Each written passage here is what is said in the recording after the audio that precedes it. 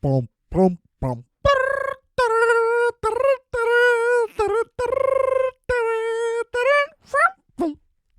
What's up, everybody? Adam Pecora here, and you have tuned in to Requiem for a Tuesday.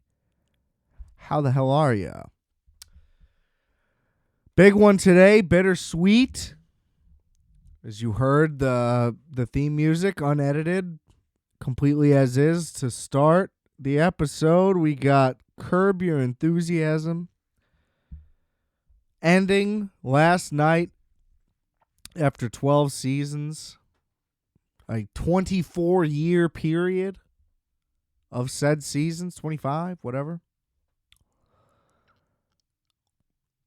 How do you start? See, that was a nice little Jewy inflection right there. I'm getting in my Jew mode for Larry. First, we got to plug it up, though. What am I talking about? Rate, review, and subscribe to this podcast, Requiem for a Tuesday, on the platform you listen to. Or, frankly, if you're not that interested, subscribe to it on a platform you don't listen to, and it won't even pop up because you won't notice, you know? Apple, Spotify, YouTube, the available channels. The main ones, we're on all the weird little obscure things, too, that apparently some people use. I don't know. You would think that streaming's a scenario where you want to be on the popular one because that's when you actually have access to everything. I don't know what's on the other ones. I don't want to find out. But I'm on there, so if you're a weirdo, find those on whatever you're on. Check out the music, Multiplex, WolfX. We'll see if there's ever another WolfX release. Let's just be honest. I don't know if that's in the cards. That might be retired. We'll see. Just throwing it out there. So if you want to hear some classics, check those out.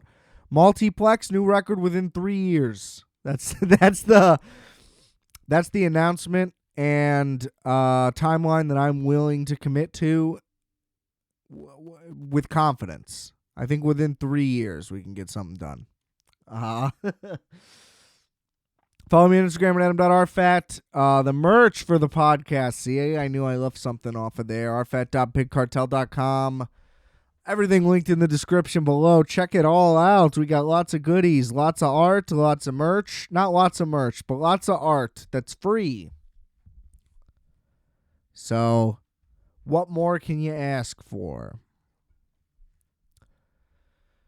Now, back to the icon that is Larry David. Now, look, season 12, not the best season of Curb. I think everyone can agree with that. But it's pretty clearly just let's just get together, hang out one more time, let's have a good time. We're not going to put a ton of effort into these, stories. We're just going to riff and have a lot of fun. Now, pretty weak. So, in turn, kind of a weak year for the other characters because they didn't get as much to do. They're more just improvising in certain scenes. So it's kind of hit or miss. I mean, great Leon season as always. JB Smoove just going 1,000 miles an hour. But I don't know, Susie and Jeff were never really involved in the story. He was just at their house hanging out. So I don't know, kind of a weak Jeff year for me. Susie's anger was forced a lot more of the time. Look, what can you do? Richard Lewis was confined to sitting down the whole time. His face, pretty rough. Look, rest in peace to that guy. I'm just saying. They kind of, what used to be a season-long arc type of show outside of the first season, they kind of went back to what the first season was, where the arc was still there this time, but very, very loose. It's kind of they just did sitcom style, a new story per week. They're not really connected in any way, and that's all good and fine. I guess my point is just it was a bit jarring being used to the formula of Curb. Although, the more recent 2 or 3 seasons had gone into a more absurdist, so at times surrealist comedy vein. So you know what? It's not like it's all been hyper consistent stylistically. So I don't know. I'm just saying. I've noticed something off about each episode. Let's just say that. I guess almost the problem is that they're trying to force a story into all of it when we could just watch them all bullshit. And I don't know. Just not the same. But look, it doesn't matter. The highs are just as high as ever. You're getting good laugh out loud laughs every week. I could do without some of the stuff, but whatever. That's fine. The finale itself, which is what we're really here to talk about. That's what really matters. Head and shoulders above every episode this entire season. Obviously, from the jump, they had set up the Curb finale, or at least this season's finale. You know, technically it could keep going. I don't think that it will. Larry David's pretty old, losing a lot of friends, you know. Unfortunately, that's how it goes. They set it up with the Georgia thing right away, that the finale for this was going to be a trial, a la the Seinfeld finale,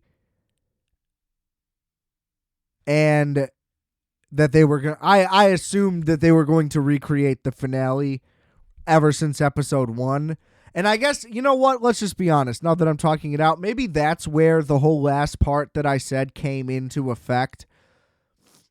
Because when I saw the first episode, I was like, oh, great. This is going to be like a season build-up toward the Seinfeld finale happening again. And then it just wasn't, and it was all kind of really loose and all over the place with it. And maybe that was what was just jarring to me. Nevertheless, it doesn't matter that it was foreseeable from episode 1. They still fucking nailed it. It was awesome. Also, some of the hardest pure laughter from all of the characters in this episode that they just kept in, like, everybody just fucking let it loose, and you could see just how truly happy Larry David is in those moments, and that's really what matters here. We all just want Larry to be happy.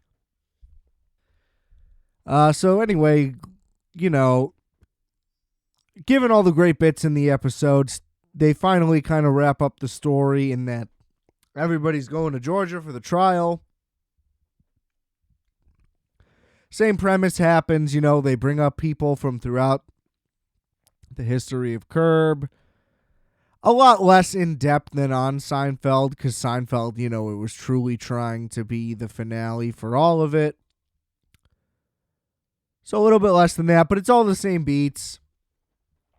Jerry Seinfeld himself also comes back for the finale. Kind of expected that. I kind of thought he would be involved more throughout the season, to be honest.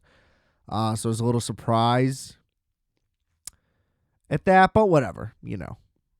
Makes sense.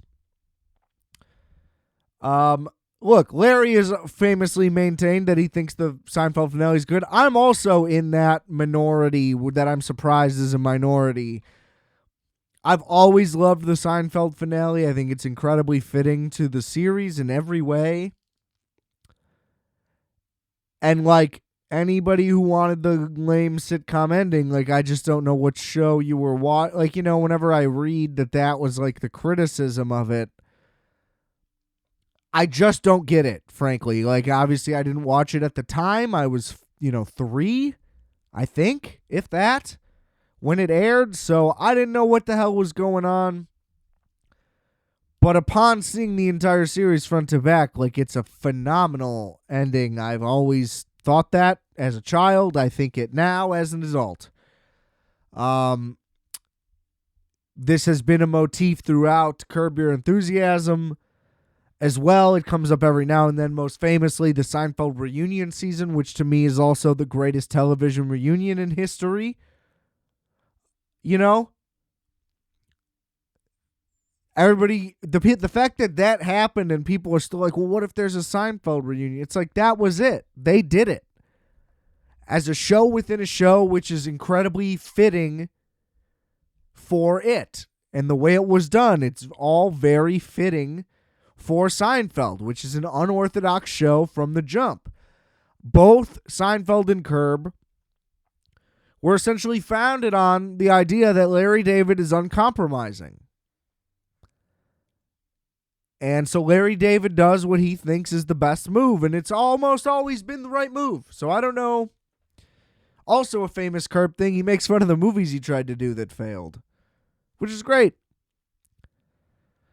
I mean, the guy has just been a force. Obviously, he left Seinfeld for 2 seasons. But other than that, comes back for the finale, then basically goes right into Curb. The guy's just been doing one giant piece this whole time. Like, Curb is just him starring in Seinfeld as a rich guy. You know, like it's just the same. There are certain jokes that overlapped Seinfeld in the earlier seasons. And all the things that they are discussed are all in the same vein the whole time. And yeah, Curb was just a much raunchier, heavier version of that. Beyond just swearing, a lot more overtly sexual topics and all things of that nature. Which the previous cast coming back kind of reminds you of. Like, there's a scene where he is accused by a Girl Scout of having a boner because he has a water bottle in his pants when they hug.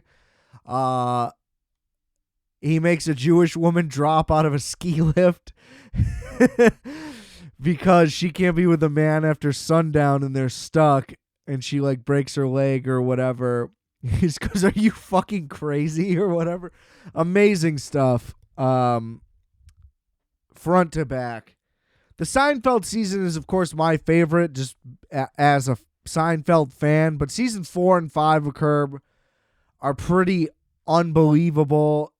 They're all fantastic, though, for them. I mean, you know what I mean? There's things that I can nitpick to where I'll like some more than others, but they all end up being fucking amazing. And like I said, this is the one where the arc is the least paid attention to. I would still rewatch these episodes. You know, it's when you're judging from such a high bar that it's like,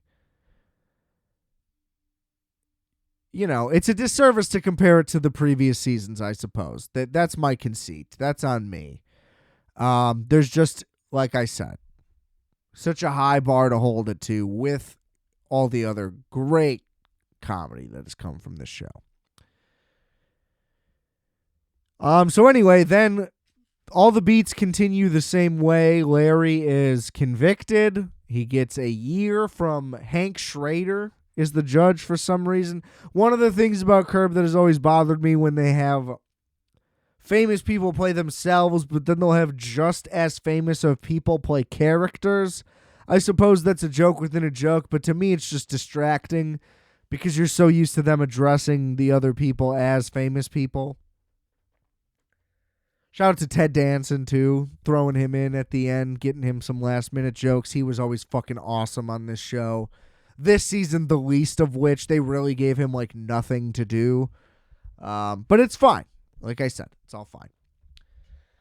Anyway, so then he gets sentenced, does the same exact thing where he goes to the cell, and he starts having the conversation about his pants, having the little boner thing, which is basically the way Seinfeld, they had the same conversation from the first episode again, which is brilliant. Again, I don't know, people don't see how that's brilliant. But this time, then after it zooms away like it's going to end, Jerry Seinfeld himself walks back there and is like, "All right, man, come on, I got you out." And he's like, "Wait, what are you talking about? You got me out." And he's like, "Well, I was at a bar and I saw a guy who looked like Joe Pesci. And then I realized he's on the jury, and the jury was sequestered, which means he left the sequestering, so this is a mistrial." Obviously, some dumb bullshit TV show thing that would happen at the last second for somebody to get out of it. And he goes, "You got to be kidding me. That's fantastic." And then Jerry goes, "You know, this is how we should have ended the finale." And Larry goes, "Yeah, we probably should have. You're right." And it's just one last dig at the Seinfeld finale while doing the Seinfeld finale again with one little extra bit where they all happen to get off at the last second, thus making it like the funny, happy ending. And they can all just continue on their way, which is what happens. The Curb cast is then seen on a plane flying home, acting exactly the same as they always have, not having learned a lesson from the jail sentence. No hugging, no learning, always. And that was a main part of this last episode too. Like, some woman tried to force her daughter to apologize to Larry, and she was taking too long, so he wanted to leave. And she's like, no, you have to let me get this lesson out. And he's like, fuck you, lady. And he gets in the girl's face, and he's like, I'm 76, and I've never learned anything. And they did that a few times throughout the episode where I never learned a lesson. It was about fucking on the floor. And just beautiful. Really just beautiful stuff. So thank you, Larry David. Rest in peace, Richard Lewis, Bob Einstein, any other great cast members we may have lost along the way. What a phenomenal journey. I remember being in early high school around the time I got into Curb finally. It was really just more of an access thing. There was no HBO to be found. And that, that was right around the same time I got into torrents. So, torrented myself every season of Curb. Sat and watched it at the old desktop computer in the living room with headphones on at probably 480p full screen. Didn't make a difference in the world.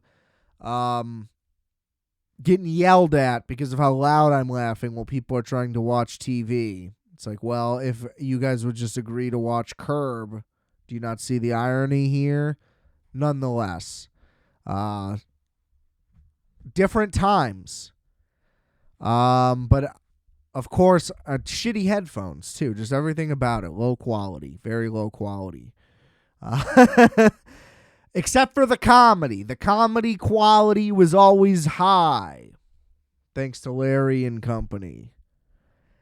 And who knows if he does anything next. Maybe a movie. Love to see that. A sequel to Sour Grapes, perhaps. But I don't know. Maybe he's finally retiring. He took took him 24 years to do 12 seasons of Curb. It's not like he didn't take his time and enjoy himself along the way. So maybe he's got some energy left. Who knows? The guy's pretty old. But I'll keep watching anything that happens. Maybe he'll just become a podcast guest frequently. I'd enjoy that. He pops in some every now and then. So shout out Larry David. Whatever life comes next. Wow, that was terrible. Whatever comes next for you in life, I'll be right there, supporting you. And if that just means you're playing golf and yelling at people in private, then so be it. Thank you for your service, Lawrence David. Never wavered, which I can respect more than anything, because look, the guy was 100% right. That's the thing. It's that he wanted control, he got control, and nailed it, and did the best. And it's more advocacy for similar things. Directors want final cut. The ones that deserve it, deserve it. If you don't give it to them, you're just foolish, in my opinion. The truly great artists, nobody's going to know better than them. And he was right about everything. And that's why to this day, there's not a show that comes close to Seinfeld other than Curb Your Enthusiasm. And it's because they're written by the same guy with the same sense of humor, interested in exploring the same topics. We probably never will have a TV show that is that perfect, especially on network. I don't know what the future of network TV is going to be like. But what, Abbott Elementary is the only one that stands out to me as one that has been acclaimed for doing anything significant with the form this decade so far, and I still haven't watched it. I'll check it out, but is it going to be a Pantheon all-timer, or is it just going to be a good show to pass the time? A la New Girl. Now, I know there's some New Girl fanatics out there, but if you want to compare that show to Seinfeld, it's like, well, you can completely erase New Girl from my memory, and I will not be emotionally affected in the slightest, despite thoroughly enjoying it much more than I thought I would. Throughout its run, there was a lot of good stuff in there. The Good Place is another example. That was a fine show to watch, but all time, no. You know, a good concept. They did interesting things with said concept. But what are we talking about here? I mean, for me, Parks and Rec is one of them, but I know that it's probably not for the greater good. I don't know what that means. But it's probably not on everybody's long-term list. Like The Office probably is, which it wouldn't be for me. But at least there's one. The Office, Friends, Seinfeld. Like, those are the only three. I don't think The Big Bang's going to hold up, even though those ratings were monstrous. Are people revisiting that already? I doubt it. And why would they later? I don't know. But anyway, I love how Curb Your Enthusiasm was basically just a long list of nitpicks throughout life to just get out. And that's what I love to do on this show. Centered around movies and the little nitpicks within. But I'll sprinkle in some bullshit I got to deal with every now and then.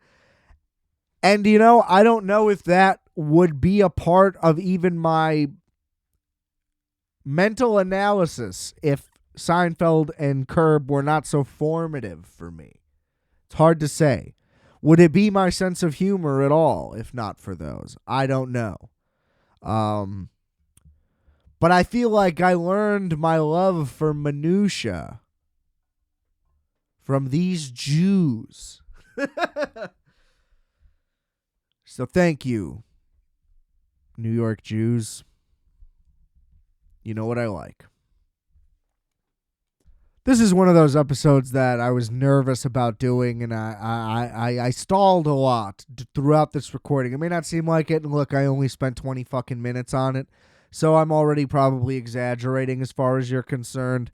But this is just one of those where it's like, I'm gonna turn this off, I'm gonna publish this, and I'm gonna go, man, there's 150 more things I wish I would have said about it. And look, if you want to talk to me about Curb, rfatpodcast@gmail.com. Adam.RFAT on Instagram. We can discuss it, and I can give you more opinions and thoughts that maybe you can bring out of me. I'm one man in a room just trying to keep it together. But speaking of things that I don't understand, we'll close with this real quick. Today was also an eclipse. Yay. What is the big deal with this shit? Everybody's a fucking 5-year-old walking around with these stupid glasses on, staring at the sky going, ooh. I mean, what are we doing, guys? I could not be more baffled at grown adults being amazed by such fucking nonsense. Now, before I continue, if you're one of those people who's like, well, by me it got crazy, I could kind of see it. If you're one of those like central southern people who got like the full thing where it got dark in front of you, like it was nighttime for a second, that's sick. That's what it's supposed to be. That is what it has been advertised as the entire time. But if you're not in those specific locations, it just looks like the beams of the sun are coming out more than they normally would. And then you put the glasses on, and it's just a crescent moon. But yeah, I get it. It's a piece of the sun instead. Ooh. Like I haven't seen a crescent in the sky. I mean, what are we doing?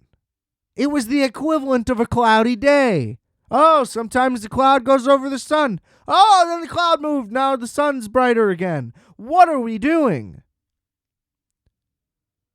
I mean, that was the most nothing bullshit waste of time. People are going in and out of buildings, checking it every 15 minutes. it's flooding the internet of all these people being like, I looked at the eclipse. Isn't that awesome? No, it's not awesome. Get back to fucking work. What are we doing? That may be the weakest moment in American history. I mean, grow a fucking pair of balls, America. I get it. Hey, you got a 6-year-old kid who's really into it, and you gotta like hype him up, and you gotta play the character of I'm a dork, and I think this is cool. It's not cool, man. Ooh, a tiny orange sliver in the sky. That's not very similar to anything we experience regularly. Give me a fucking break. I get it, though. I'm just the cynical one. Whatever. I'm still right. God damn it. But the two things in the sky are in the same place. Like, what are we talking about? Ooh. I hope I antagonized some of you at the very least, but it's really just a personal disappointment. I mean, whatever. If you liked it, you liked it. Congrats. But I mean, I just went out there and looked at it. I was like, yeah, I just don't get the hype at all. I'm just dead inside compared to you guys. If you guys actually are excited about this, then I'm just genuinely confused. You know? It was like this one time. What's the planetarium called? The Adler Planetarium, I believe. So there's a planetarium on the lake here in Chicago. And they have this giant telescope behind it, as well as like whatever the big one is that's part of it. I don't know. I don't know shit about planetariums, okay? Because I'm not in the first grade anymore. Excuse me. But the telescope behind it has like a weekly or bi-weekly or bi-monthly something event where you can basically just walk up and go look through said telescope. Now, I was under the impression that this was like some crazy ass telescope and I was about to see like beyond the atmosphere into space. But instead, you just like still see the atmosphere, but with like a little like beam of light at the end, which just looks like what a star looks like to the naked eye, but up close. So it's like taking a picture of the sun. And that's it. I mean, it was like zooming in on a picture of the sun with no rays on it. Like it was nothing. And I was a little devastated inside. We waited in line. I was like nervous. I was like, I don't know if I'm going to like lose my breath when I see what I see through this scope. And then it was nothing. It was nothing. And so excuse me for having high expectations when it comes to space. You know? I'll take a full blood moon over any of the bullshit that I saw today. Okay? Those are nice. That's like a juicy plum in the sky. That looks crazy. That looks like something's going on. Anyway. That was my like curb-worthy take, in my opinion. I bet Larry David would be on my side with this eclipse bullshit. People behaving like this. It's unseemly. You know what I mean? Anyway, rest in peace to Curb. Rest in peace to the eclipse. Thank God that won't be happening again and I won't have to deal with you children.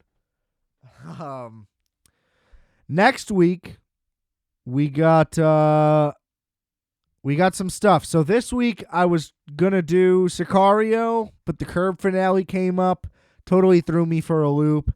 So I'm thinking Sicario, and I'm gonna leave the other one a mystery because it's a smaller movie and the connection is loose. So I'm not gonna spoil the loose connection that will sound stupid in a teaser.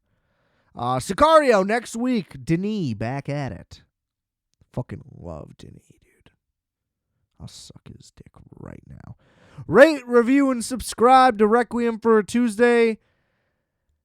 Check all the links in the description below. Apple, Spotify, you name it. Give us a rate, give us a like, give us a review. And remember, I are fat, you are fat, we are fat. Subscribe. Calculator.